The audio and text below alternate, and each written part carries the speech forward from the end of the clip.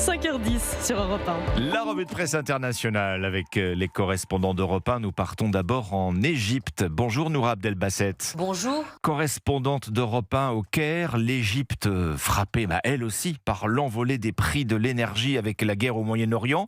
De quoi parle la presse égyptienne ? Elle parle d'un plan de sobriété sans précédent pour ce mois d'avril avec le portefeuille des Égyptiens en première ligne. El Monstrillium détaille une hausse brutale des carburants de 30% qui fait s'envoler dans la foulée les tarifs du métro et des bus. Mais au-delà des prix, c'est tout le rythme du pays qui change. Le journal El Watan nous apprend que les commerces devront désormais fermer à 21h au lieu de 23h. Fini aussi les restaurants jusqu'à 2h du matin. Le service finira à 21h. Une sobriété qui s'invite jusque dans les bureaux, confirme El Ahram. Les fonctionnaires passeront au télétravail pour réduire la facture. Un coup de frein également sur les grands chantiers, souligne El Bolsa. Conscient de ce fardeau qui pèse sur les ménages, le Premier ministre a dû annoncer une hausse du salaire minimum de 14%. Nous partons maintenant au Brésil. Jean-Claude Gérez, on vous retrouve à Rio pour Europe 1. De quoi parlent les médias brésiliens ?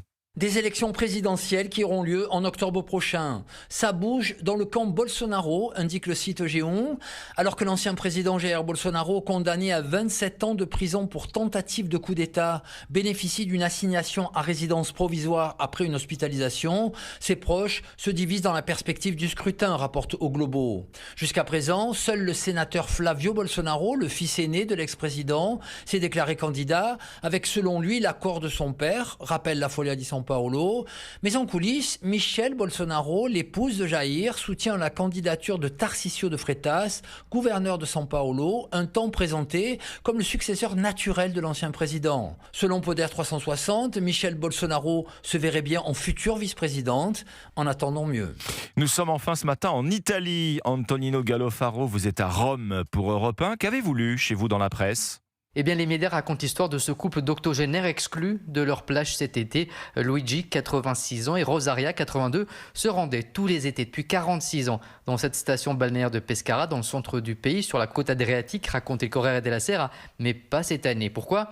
Ils sont trop vieux pour les nouveaux propriétaires, répond le journal. Le média en ligne Fanpage raconte que le couple a été averti par WhatsApp que leur chaise longue au premier rang, au bord de l'eau, n'était plus disponible. Ils auraient pu s'installer ailleurs, mais le couple s'est senti humilié et a rejeté l'offre, poursuit encore le site.